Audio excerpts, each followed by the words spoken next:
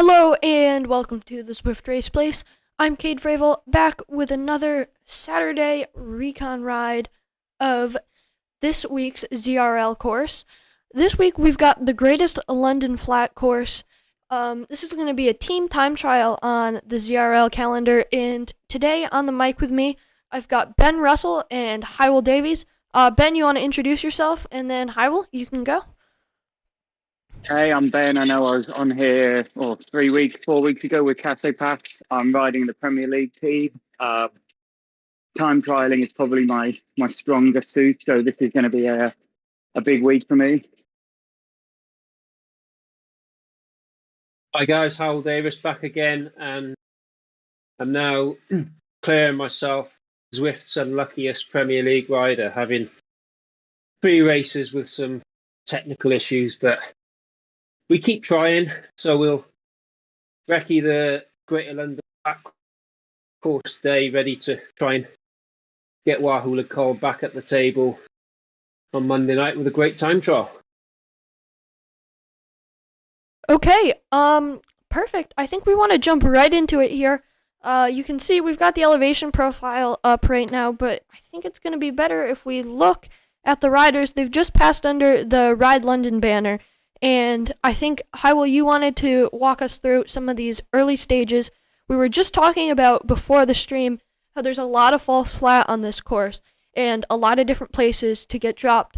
So I thought you could talk to that real quick and maybe bring up the tunnel that we were talking about earlier.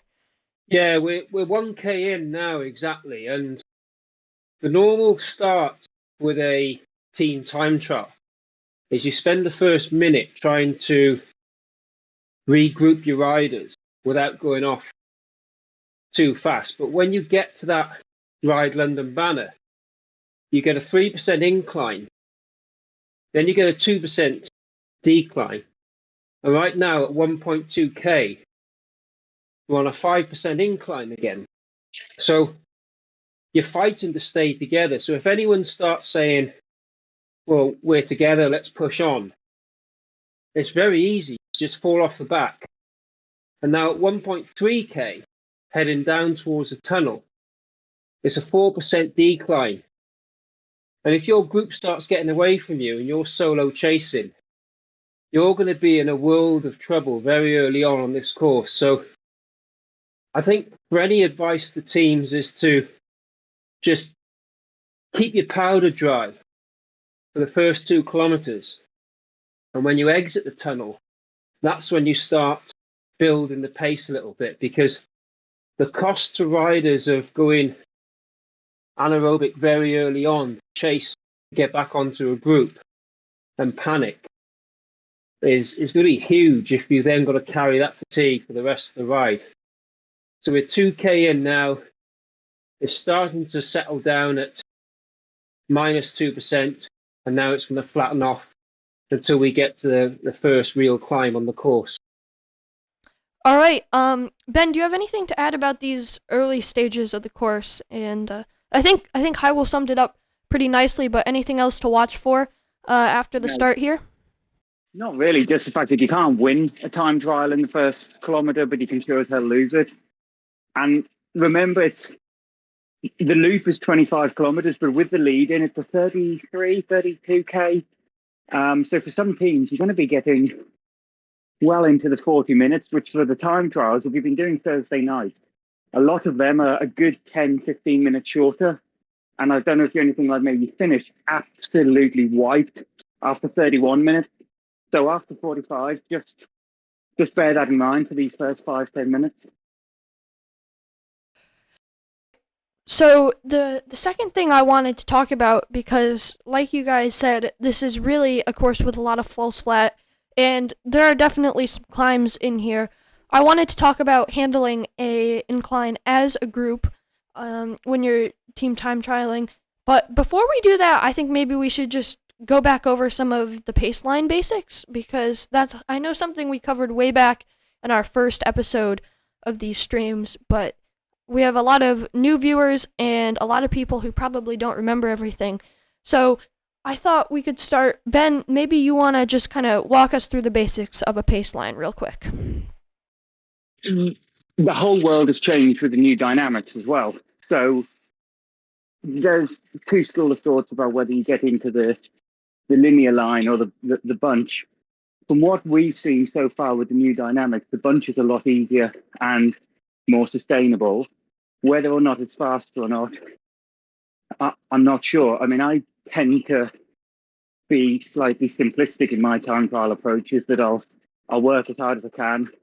I'll sit in the group if I can. And if I've got the energy to think too cleverly about my position, I'm probably not working hard enough. So I tend to leave that stuff to the DS and smarter people cycling wise. So I'll hand that one over to him. That's outside my my knowledge zone, that one. Yeah, there's a couple of ways of doing your pace line, and you can either ride on the front hard, take your turn, and then ease off and drop off, which is what you traditionally do on the road. But with Zwift, you can get quite a big boost from drafting. And the new changes don't really favour a rider on the front pulling away, but they do favour a rider coming from the back, gaining speed, and can then hit the front with a little bit more pace. So in order to get to the front of your pack, you've got to do 2k an hour faster. And if you carry that speed into the front, you can pull the whole group along. But then you do risk opening up a gap to the others behind, because you've got so much momentum. And this is where your team practice and your team order really needs to come in. But I think the safest way is just to keep a pace line, take turns, and keep your effort more or less at 110% FTP when you're on the front. And then you should be able to recover a little bit in your draft, especially if you've got 6 riders, then you can get quite a good recovery. With the Premier League teams at 5 riders, it is considerably harder. Just get that little bit less rest. And if you've got a rider that drops out, then you're in for a bit of a tough night.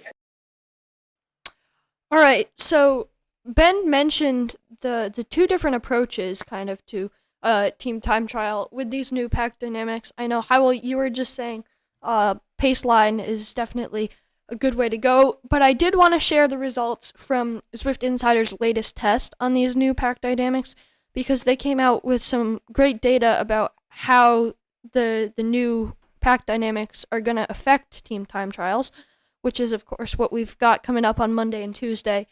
So it's harder to hold a pace line, according to Zwift Insider, because sticky draft has been reduced, which makes it a little harder to hold a wheel.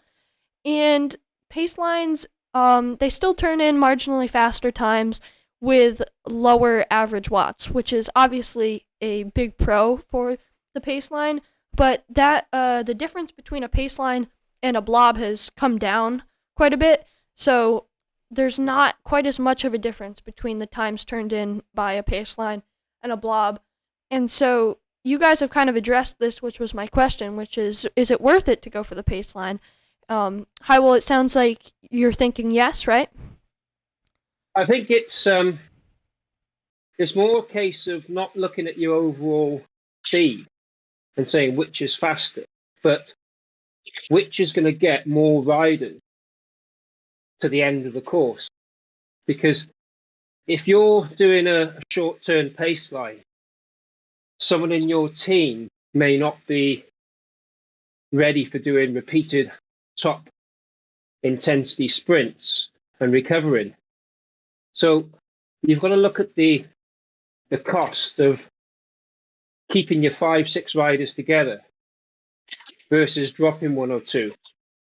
And I think if you can do your fastest part of the course in the last, say, 10k, because you've still got 5 riders, you're going to go far better than if you drop a rider after 10k, because you're trying too hard to get that magic speed. So you've really got to plan it for being essentially what it is at the top end. It's a 40-minute time trial.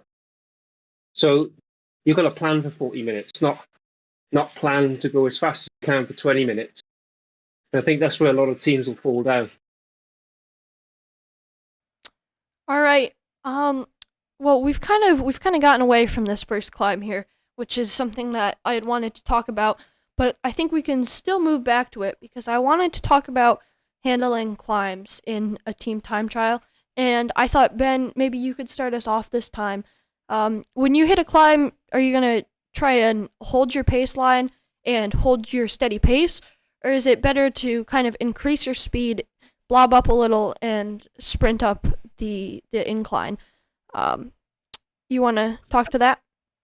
I don't think there's a definitive right answer. I think it depends on the dynamic of and the weight organisation of your team.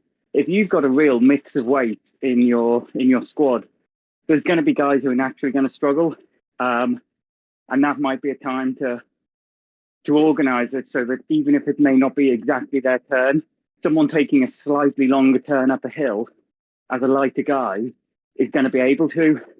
There's no point putting one of your bigger, heavier sprinters to drag you all up a hill because they're just going to, as Hal said, probably put themselves into the red and then they may not be there later on. Use them over the top to then drag you down the hill if that helps. I think there's nothing on this course that's so crazy steep that you're going to blow the group apart.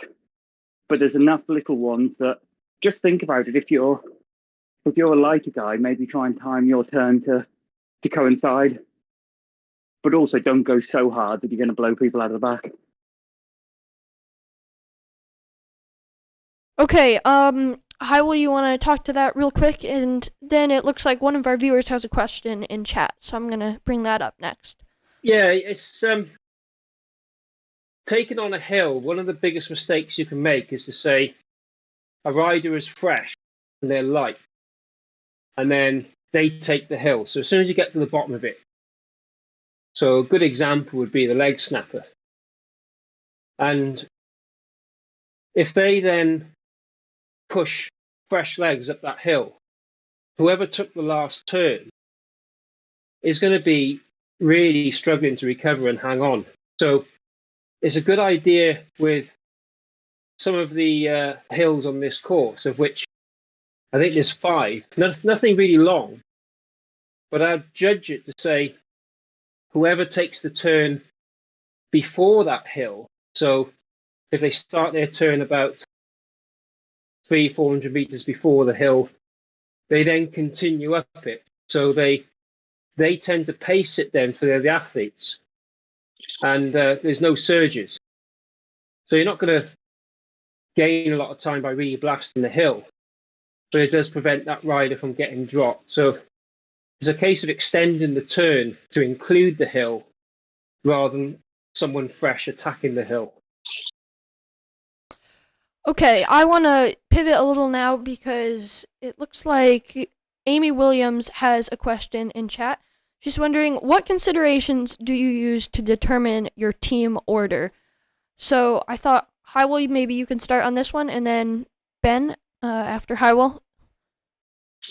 Well, your team order really needs to be based on the dynamics and strengths of the team, not necessarily the course, because I'm not sure how many teams plan it to that degree that your turns exactly match every hill on the course. But what you ideally want, if you've got a rider that puts in a really long, strong turn, it might be better then to follow up with someone who's going to do a shorter turn, who's a bit more of a sprinter, that could probably take the high effort to get the speed back up, but then they need a lot more recovery. So it doesn't necessarily have to be everyone doing the same amount of time, but think about if your lighter riders are the ones who tend to accelerate quickly and surge, then you want to put someone in the group next who can follow that turn without going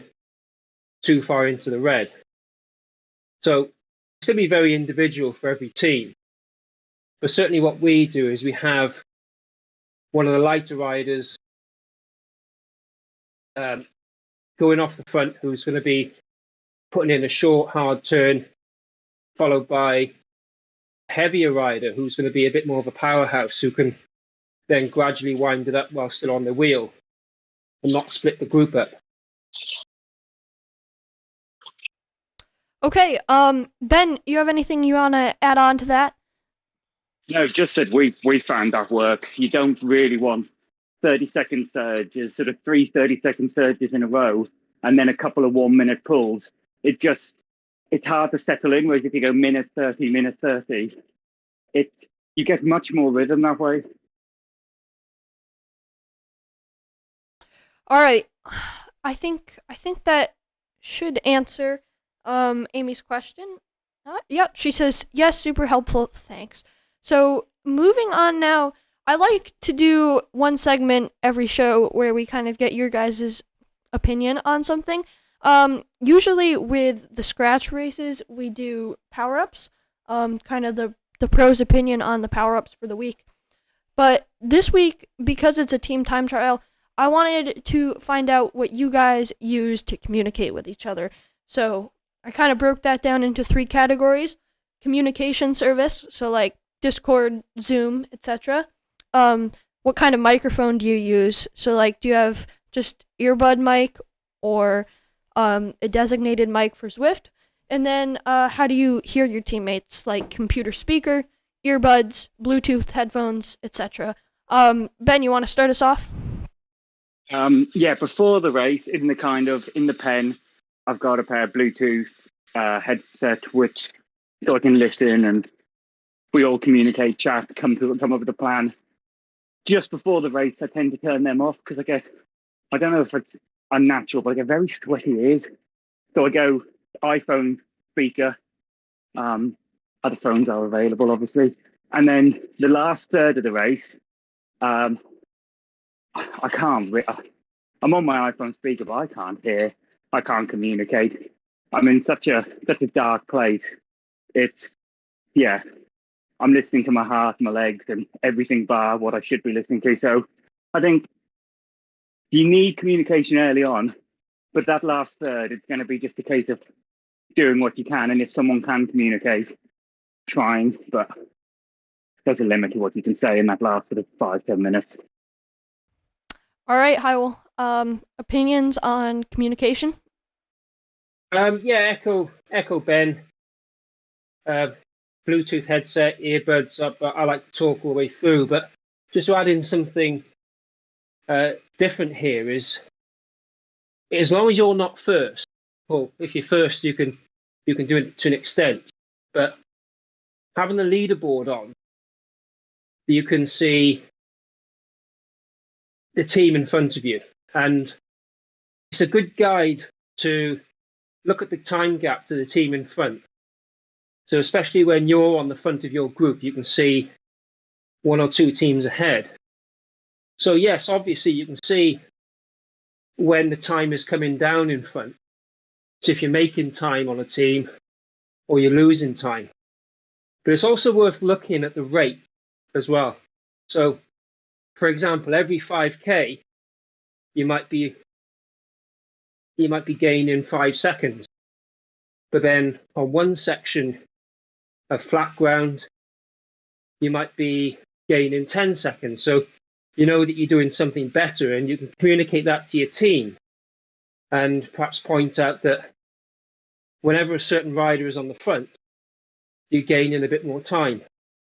And then you can plan for the sort of last 10K of the time trial then. So it's a good guide to have visually if you haven't got a DS who's seeing the live data or a live stream.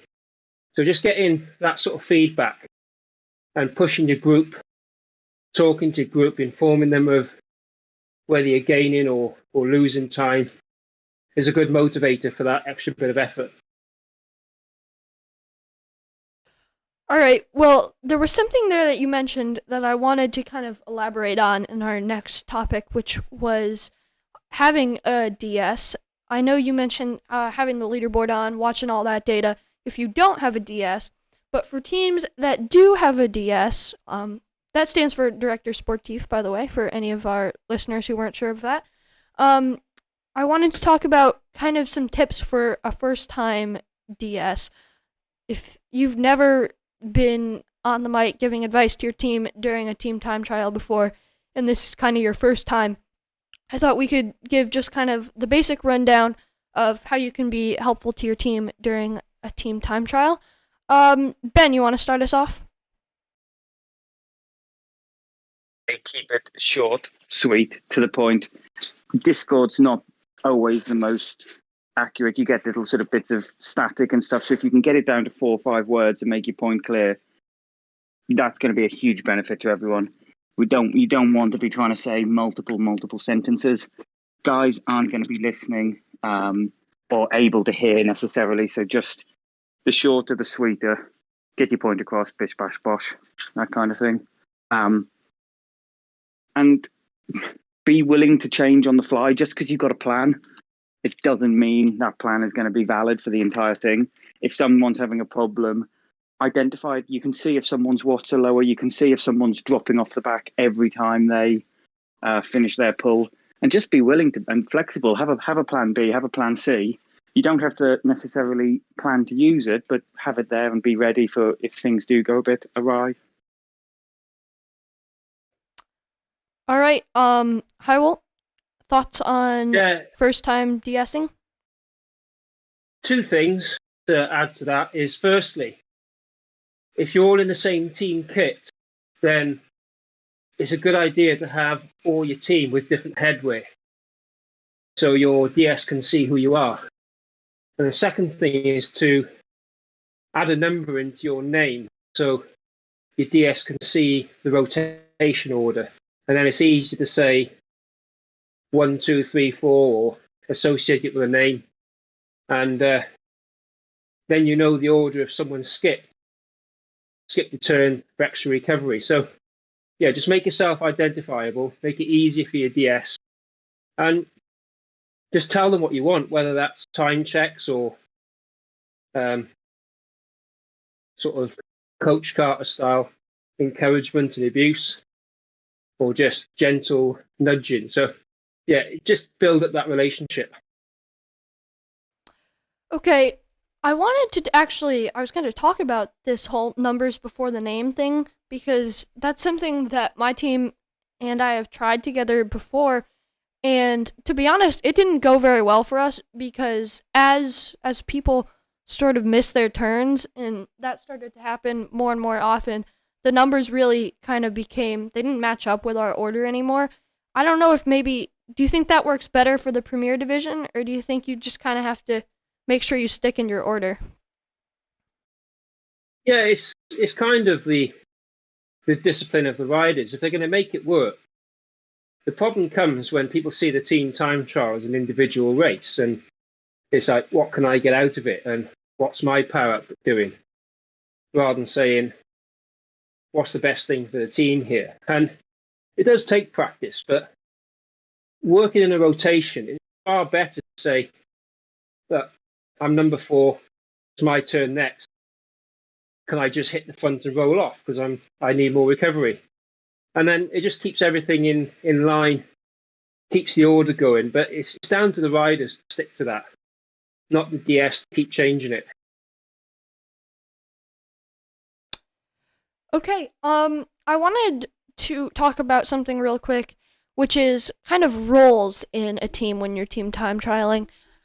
We had a rider do a segment on the channel called Community Division Coaching Tips, where riders from the community can share their coaching tip in a video on the channel. And we had a rider a while back tell us that in his team, he has a special role, which is to ride in second position all the time and close gaps in between the first rider and the rest of the pace line. I wanted to get your opinions on that and just see if you thought that'd be a good idea, an interesting idea, something to try in upcoming team time trials. Ben, you want to start us off? I have personal experience. I did that on Thursday for the first certainly the first 10, 15 minutes until we had a few riders drop out. So yeah, it helps if you're struggling with, if you've got a lot of different power profiles in your team, and some people are coming through and splitting every time they hit the front, splitting the group up. Although it gets the pace up, having that second wheel constantly massively keeps the group together. If you've got 6 riders, I'd certainly consider it, because you've got one you can play with a bit. With the 5 riders in the Premier League, I think it's a bit more tough, because that means you've only really got 4 guys taking turns. If you've not tried it before, don't do it in the league this week. It's hard. You're basically going to be riding in and around threshold for the entire time with short 5-6 second bursts to close the gaps. It does work, but I think probably need to sort of start thinking and practicing it for maybe further in the future. All right, Hywell, you have any additional opinions on the second? It's great when it works, and it can be really smooth, but you've got 2 issues with it. Is firstly, if your gap closer isn't used to doing repeated high intensity sprints, they can start to suffer in the second half. And if you drop them, then you've got to just reorganize your team and perhaps take the shorter pulls with a little less effort so that gaps don't open. But if it's then another rider that drops out, then your gap closer really needs to come into the rotation if you've only got 3 or 4 riders left. And that's when they can start to suffer a little bit. So I think the advice is your gap closer should be a very, very strong rider who can sprint, recover quickly, and they're probably the most important person to keep to the end. Because if they drop out, then the cost to the others is very high. All right, so I think those are some interesting opinions, and I think Ben is definitely right.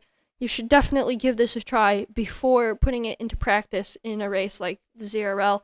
So probably not a good idea to try on Monday or Tuesday, but maybe something to think about in the future. I do want to give credit where credit is due real quick. It was Wilbert Tollner of the BRT who gave us that community coaching tip. You can check out that video on the channel if you want to. Moving on real quick, I wanted to talk about this little section that we're going through right here. We just went down through the subway tunnels. There's a bit of a descent there. I thought you guys could kind of talk about this section real quick, because now we're coming up to a little incline here, 4%. Hywell, maybe you want to start us off this time, kind of walk us through best practice for handling this section on the course. Yeah, if we start back on the bridge starts going downhill once you get over the crest and you build up speed. And a mistake you could make is, even though the subway is a 16% drop, that you don't super tap going down. You just pedal down, because it's very easy to lose a wheel there and then you can't get it back. But once we come over the roundabout and start the Box Hill climb, it is a lot shorter than you think. It's 6% for about, say, 200, 300 meters. And then it drops down -3 very quickly. So people prepare for this being quite a long drag, but it really isn't. It's a short hill. It goes very flat and downhill, so you can regroup and recover. And then there's another slight incline, and it flattens out and then goes downhill again. So a mistake to make here is to say, treat it like a hill and put your lightweight guys here driving the pace, because there's no reason to try and push the pace that hard, because it does flatten out very quickly and you get back together. And then the heavier guys, as long as they're still there, can really push the speed again. So once you get past that initial 6% kick, you pretty much treat this like a flat road. And in a group, you've got so much momentum to hit the next section, which is coming up at about 19.8, 19.9k, where it does go up again, is you've got momentum there. You've got the pace, so you don't need to say, well, this is a climb, let's put the skinny guys on the front. So yeah, just be conservative here because there's still a long way to go. I think that's a good point, because I, being a skinny guy myself, was put on the front here during one of my team's team time trial races a while back, a couple seasons ago. I think this was a course for a team time trial, and we actually passed a lot of teams on the climb, but we got passed right back pretty much as soon as we came over the top of the hill. We didn't really keep those positions that we had gained, so it wasn't really beneficial in the end. I think that's something good to keep an eye out for and think about when you're handling this section. Ben, you wanna add on anything for this little segment we just went through here, kind of from the bridge to this climb and descent? Although you're going uphill for a long time, it's not really a hill. It's in little steps. So you've got the short bit up to the junction, and then you go once you pass that right hand turn, and it sort of goes up and down, but nothing's ever more than, I don't know, 3% after that junction. So, like Hal said, treat it as pretty much a flat road. Do your rotations on the front as normal, and then try and come over. I think there's a little chicane before it starts dropping, and so once you then hit the descent, you can then get a little bit of recovery. So that's really the last chance to have a good rest on this course. So yeah, I wouldn't overthink it. I don't think it's not like kind of a Cathay Pats or one of the really noticeable climbs that you've got to plan around. I'd just treat it as normal road if you can. All right, so don't overthink this one, I think, is kind of the big takeaway from both of your advice here. It's not as much of a climb as it looks like it is. So we've only got a few topics left. We're about 2/3 of the way through our first lap, but it looks like we have a question in chat, and I'm not sure if this is one that you guys can answer. It's not one that I can answer, but Warren Honey wants to know, will the new drafting make it harder for the front rider to slow to back and then catch back on when doing a rotation in a team time trial? So that's kind of a question about how the new pack dynamics will affect that. I don't know if that's something that you guys can answer. To be honest, I didn't really notice it on Thursday because we raced in France, which had the live pack dynamics, so didn't really notice it too much. I think it's much more evident in a larger group, like a group riders we're doing now, but I certainly didn't feel that there was that much effort to get back on, as long as you kept it tight. I mean, obviously, if you drop too far off the group, then it's hard anyway. So if you're beyond the 10 meters, it's going to be tough to get back on. But where I did notice it different is it's harder to get away from a group initially. So it's harder at the start of a breakaway to make that gap.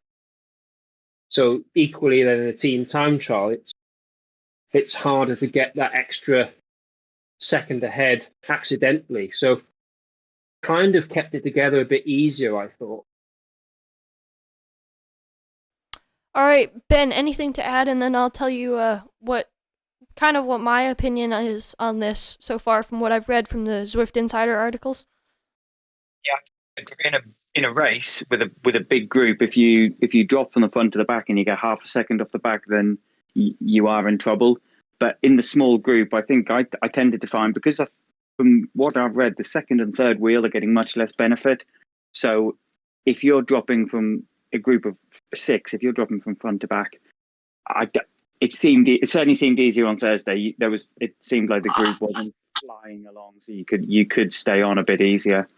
But again, I've got no science for that. That's just from my general feel.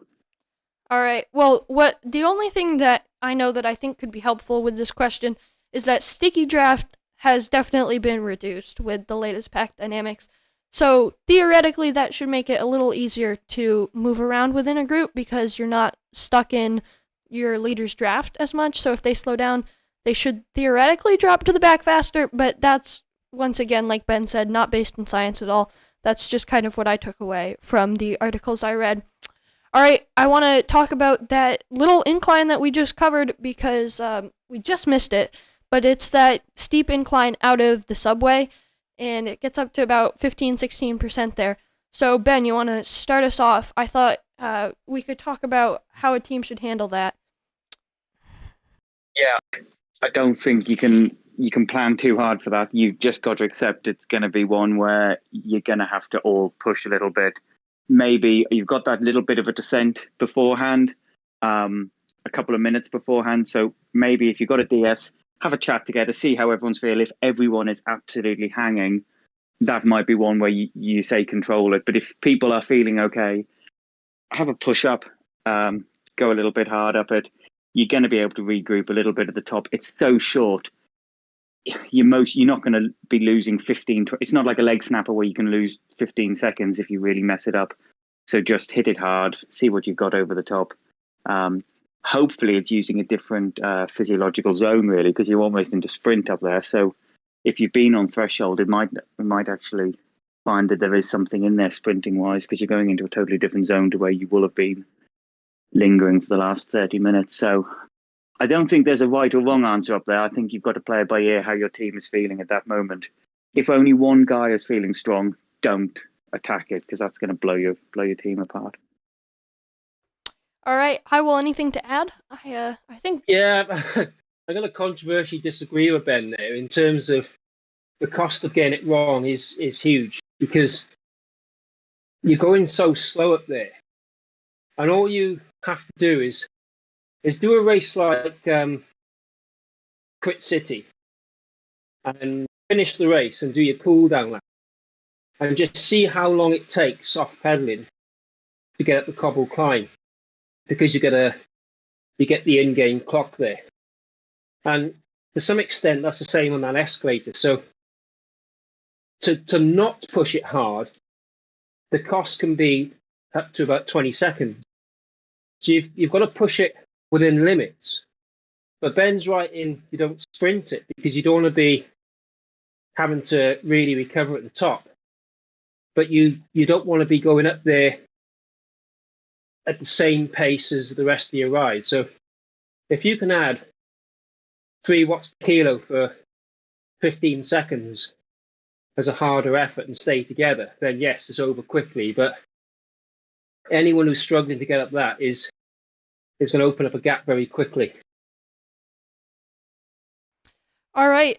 So I think those are some interesting things to keep in mind, and I want to move on kind of quickly here because we're coming towards the end of this.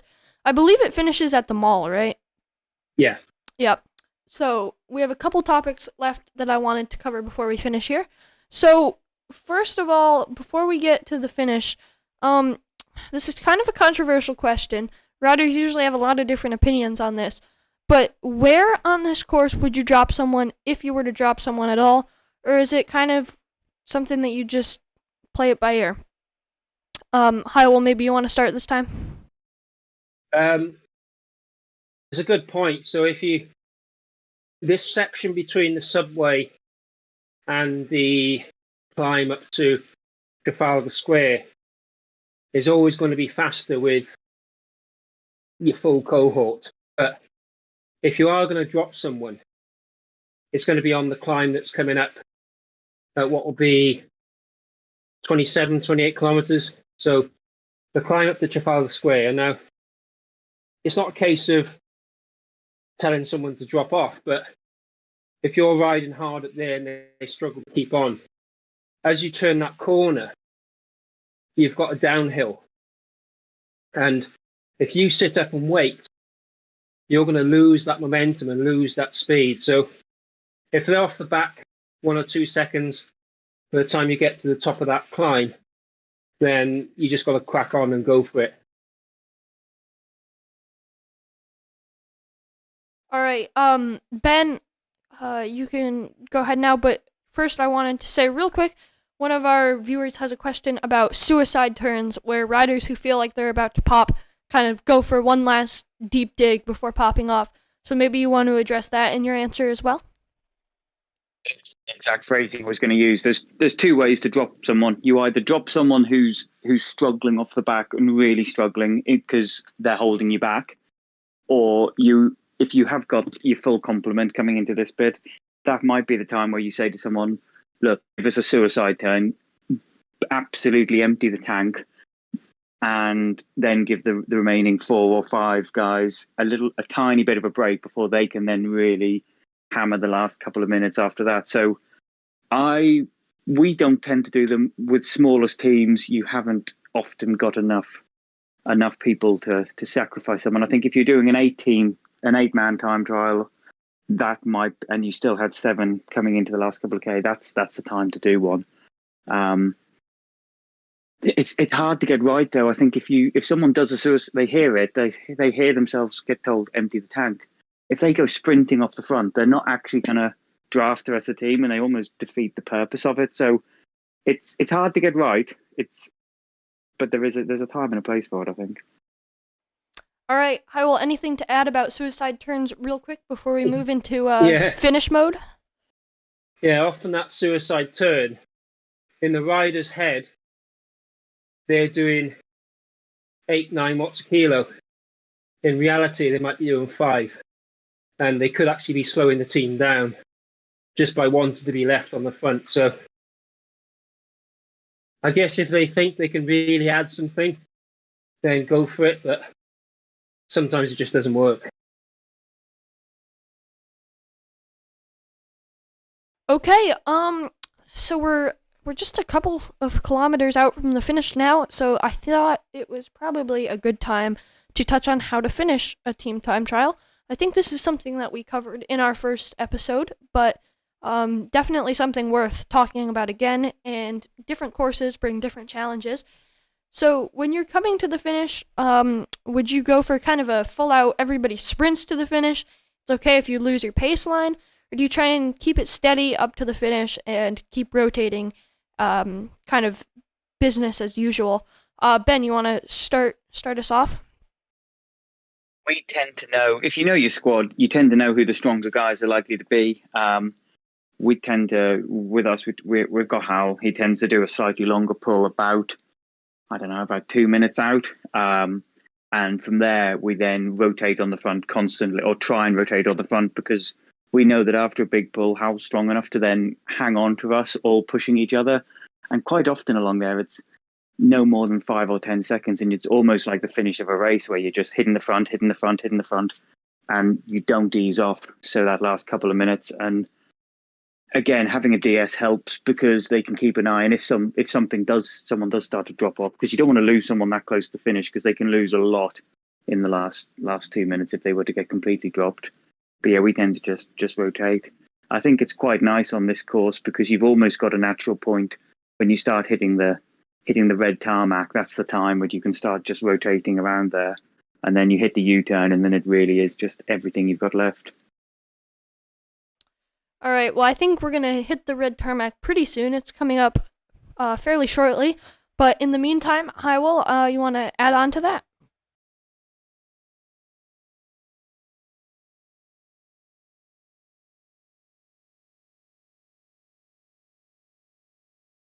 Sorry, Hywel, you there? All right, well, I'm not hearing anything from Hywel. Ben, are you still with us? I'm still here.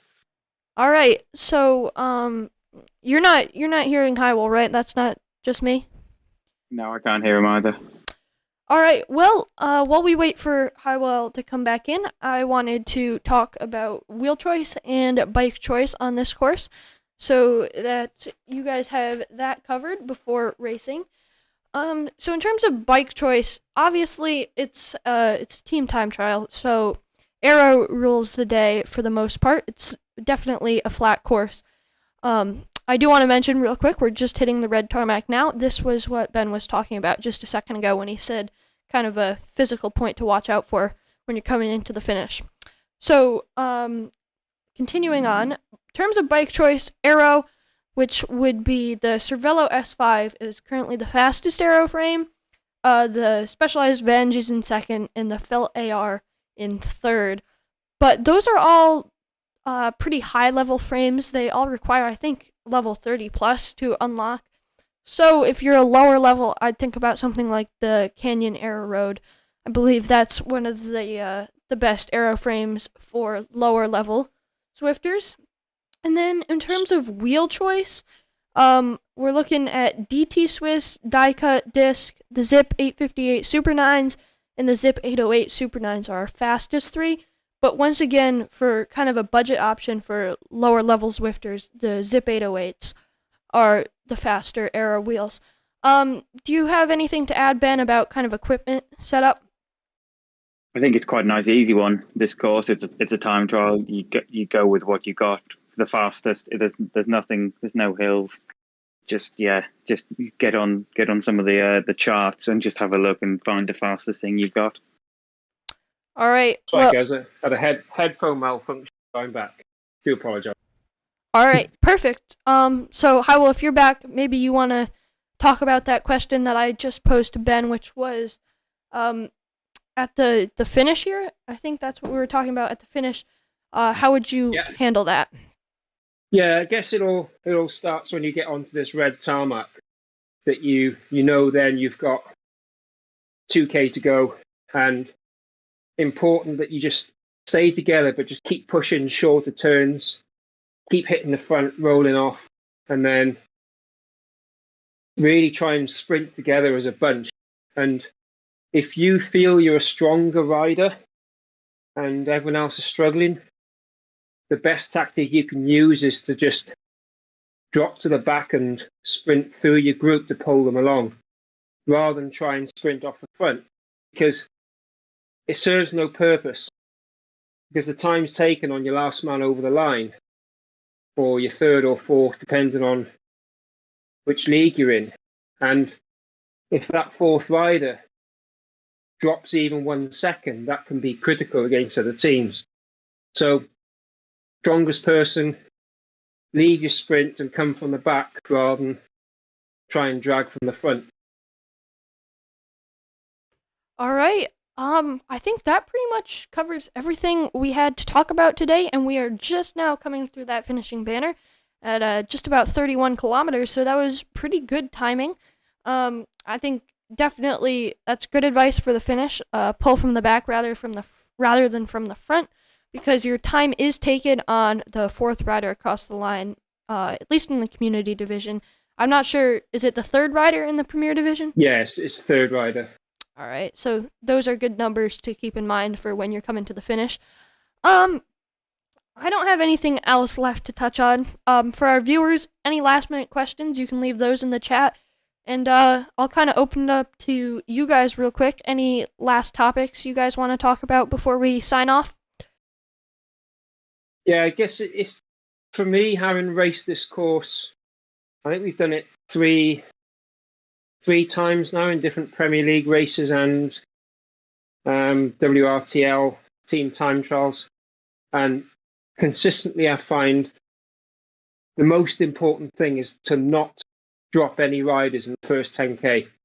If you can last the first 10K with the lumps and bumps, then you've got a better chance of staying together the whole way. But it is very easy to go off too hard on this course, especially that first 5K where it's deceptively rolling. So yeah, stick together there and you should be good. All right, Ben, any last thoughts? It's a time trial. It's gonna hurt. Go in with that mindset. Go in as fresh as you can. Don't do anything crazy on Sunday, Monday, depending on what the day before is. And if you prepare yourself for the most painful 40 minutes of your week, then anything after that is a bonus. All right. Thank you to Ben and Hywell for some great advice today. Thanks also to Susie Johnston, our Yellow Beacon, and everybody from WLC, for helping to put on this ride. It's been great. I think we only have 1 week left now, which should be exciting. That's the final scratch race of the ZRL before we go into the playoff races. But I don't think we're gonna have any streams for the playoff races, and I don't believe there's gonna be a group ride for those either. So next week will be the last stream. Once again, thanks to everybody for watching. Don't forget to like and subscribe if you don't want to miss any more of these streams and other videos from the Zwift.